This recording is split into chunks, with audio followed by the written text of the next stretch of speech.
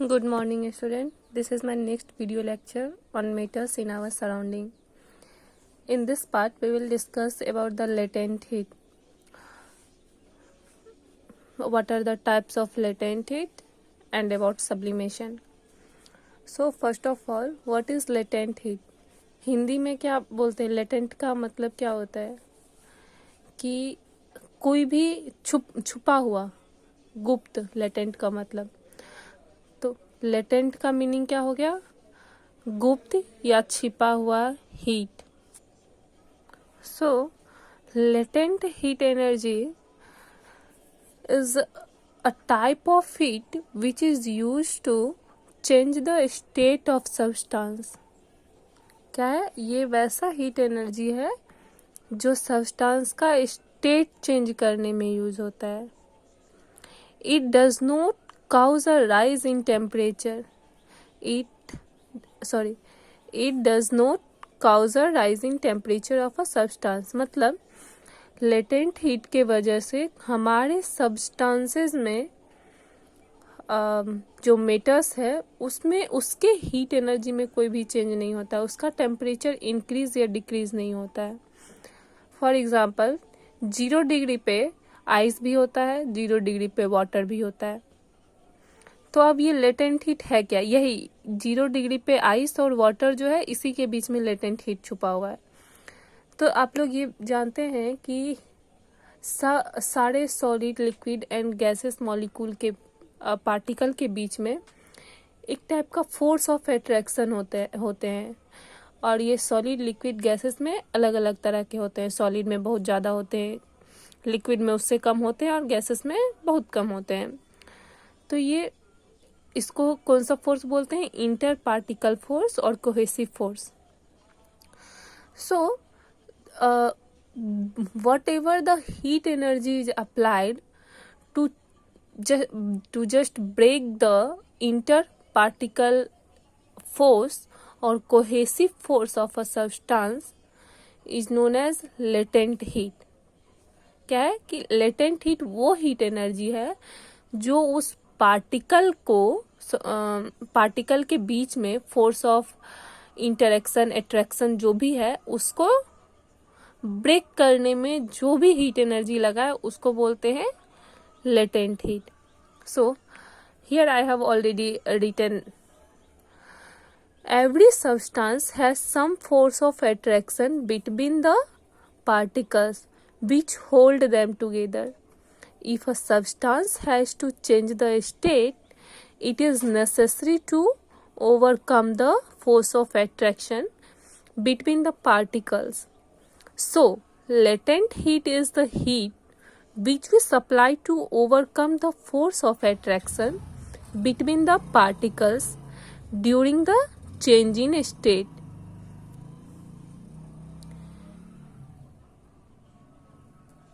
It does not increase the kinetic energy of the particle of a substance. So, there is no increase in temperature of a substance. इसका मतलब क्या कि ये जो heat energy जो use करते हैं हम लोग इंटर पार्टिकल फोर्स को ब्रेक करने के लिए, वो सब्सटेंस में काइनेटिक एनर्जी को इंक्रीज नहीं करता है. उस पार्टिकल में काइनेटिक एनर्जी को नहीं इंक्रीज करता है. इसलिए लेटेंट हीट में सब्सटेंस का टेम्परेचर इंक्रीज और डिक्रीज नहीं होता है. क्या होता है लेटेंट हीट में? लेटेंट हीट में बस वो हीट एनर्जी, उस हीट एनर्जी को लेटेंट हीट एनर्जी बोलते हैं जो कि बस पार्टिकल के बीच के फोर्स को तोड़ने के लिए यूज किया जाता है, कम करने के लिए यूज किया जाता है. So there are 2 types of latent heat. What is that type? Latent heat of fusion and latent heat of vaporisation. Latent heat of fusion में क्या होता है कि सॉलिड चेंजेस इनटू लिक्विड. मतलब जब सॉलिड को लिक्विड में चेंज कर रहे हैं तो whatever the heat energy is applied to the solid substance to break their interparticle force is known as latent heat of fusion, which helps the solid to change in the liquid. And now second one is latent heat of vaporization. Vaporization में क्या होता है, liquid to vapour, मतलब liquid particle के बीच में जो भी latent heat apply कर रहे हैं, यूज कर रहे हैं, उसके पार्टिकल को तोड़ने में और उसको वेपर में कन्वर्ट करने के फॉर्म में. तो इसमें जो इंटर पार्टिकल फोर्स के लिए, जो ब्रेक करने के लिए जो हीट एनर्जी यूज कर रहे हैं, उसको बोलते हैं latent heat of vaporisation.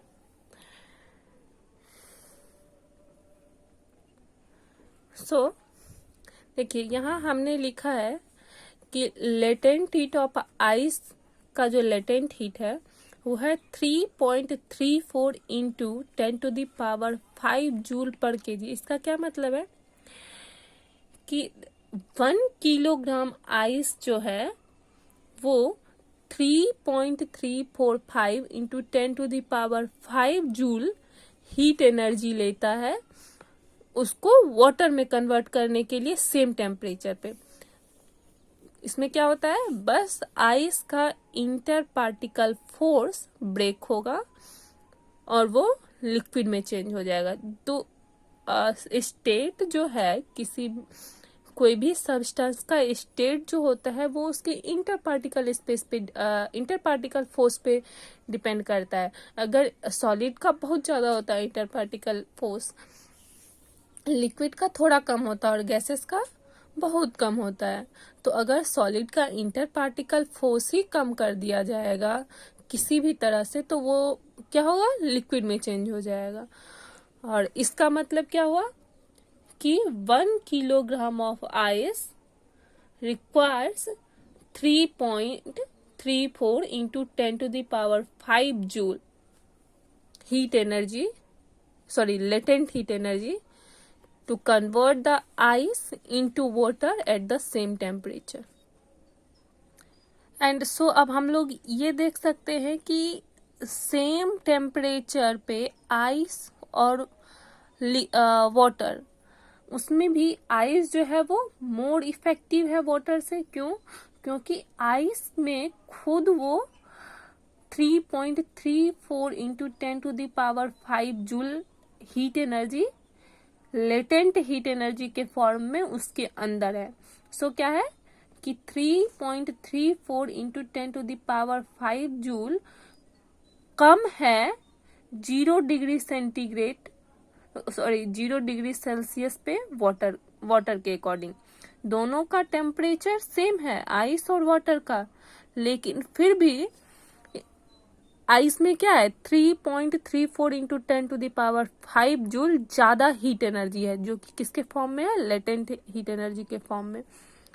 Same यहाँ भी वाटर का क्या है, लिक्विड टू वेपर में वाटर को 22.5 इंटू 10⁵ जूल पर केजी लगते हैं.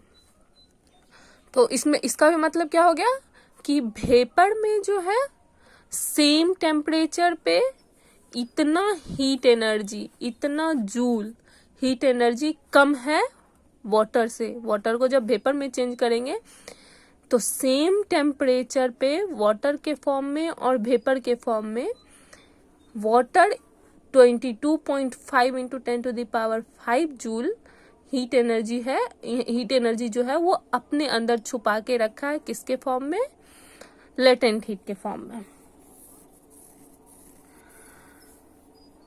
अब जो है क्या है वो सब्लिमेशन. तो सब्लिमेशन मतलब क्या होता है कि जब सॉलिड डायरेक्टली वेपर में चेंज कर जाए, when the solid substance directly changes into vapor on increasing the temperature is known as sublimation. So the changing of a solid directly into vapor on heating and of vapor of solid on cooling is known as sublimation. मतलब कि solid directly vapour में convert कर जाए और vapour directly फिर solid में convert कर जाए, इसको बोलते हैं sublimation. This is when heat is applied to that solid it changes into vapor, and when vapor is cool it changes into solid.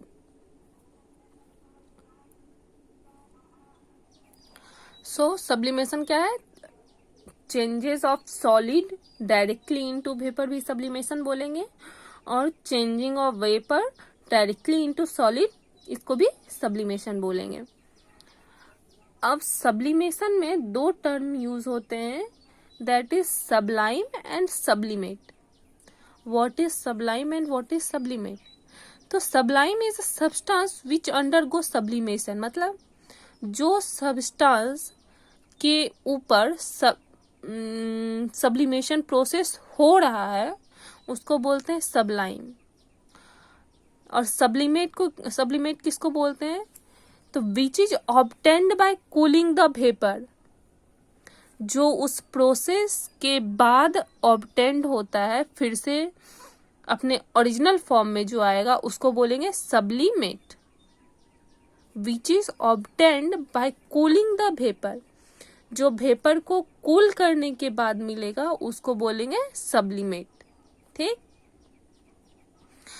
Here there is some example which undergo the sublimation. Ammonium chloride, camphor, naphthalene, iodide and anthracene, जिसमें हम लोग सब camphor और नेप्थेलिन को तो हमेशा सबको almost use करके देखे हैं. कैम्फर मतलब क्या होता है? कपूर, जो कि सबके घर में यूज होता है पूजा में. एंड नेप्थेलिन बॉल हम लोग यूज करते हैं घर में कपड़े में डालने के लिए, सबको यूज करते हैं मैक्सिमम. उससे क्या होता है? घर कपड़ों में कीड़ा नहीं लगते हैं. तो अब बचा इसमें कौन कौन सा? एमोनियम क्लोराइड, और सॉरी यहाँ मैंने सॉलिड CO2 छोड़ दिया. एमोनियम क्लोराइड क्या होता है? अगर उसको हीट करे तो ammonium chloride directly changes into vapour. और सॉलिड कार्बन डाइऑक्साइड को क्या बोलते हैं? सॉलिड कार्बन डाइऑक्साइड का दूसरा नाम है ड्राई गैस भी. क्या है? Dry ice. Sorry, dry gas ना, dry ice. Solid carbon dioxide is also known as dry ice. ये क्या होता है? जब ये सब्लिमेशन प्रोसेस इसमें जब होता है तो सबसे पहले तो सॉलिड कार्बन डाइऑक्साइड क्या होगा? इसके ऊपर सब्लिमेशन हो रहा है, मतलब ये क्या हो गया? सबलाइम. क्या हो गया? ये सबलाइम. तो जब ये सब्लिमेशन प्रोसेस करता है तो इसका ये क्या प्रोड्यूस करता है? ये कार्बन डाइऑक्साइड गैस प्रोड्यूस करता है. अब देखिए यहाँ हमने एक साइकिल बना रखा है, gas to solid, solid to liquid, liquid to gas. देखिए सबसे पहले सॉलिड को लिक्विड में चेंज करने के लिए के प्रोसेस को क्या बोलते हैं? मेल्टिंग. जैसे आइस को पानी में, वाटर में कन्वर्ट हो जाता है तो बोलते हैं आइस मेल्ट हो गया, तो उसको बोलते हैं मेल्टिंग प्रोसेस. लिक्विड को गैस में, जैसे पानी को जब बॉईल करते हैं, उबालते हैं, गर्म करते हैं तो वो वेपर के फॉर्म में आ जाता है, गैस के फॉर्म में, उसको क्या बोलते हैं? बॉइलिंग. अब देखिए गैस टू सॉलिड, अभी हम लोगों ने सब्लिमेशन में पढ़ा कि डायरेक्टली अगर वो सॉलिड से गैस में या गैस से सॉलिड में जा रहा है तो उसको बोलते हैं, उस प्रोसेस को सब्लिमेशन. तो गैस टू सॉलिड में सब्लिमेशन. अब उल्टा प्रोसेस करते हैं, सॉलिड टू गैस, दोनों में, चाहे वो गैस टू सॉलिड जाए, सॉलिड टू गैस जाए, दोनों प्रोसेस को सब्लिमेशन बोलेंगे. गैस टू लिक्विड, उसको बोलते हैं क्या? कंडेंसेशन. लिक्विड टू सॉलिड, मतलब पानी को बर्फ में जमाना, उसको क्या बोलते हैं? Freezing. So in the next video lecture I will discuss about the effect of change of pressure. अभी तक हम लोगों ने क्या पढ़ा? effect of change in temperature.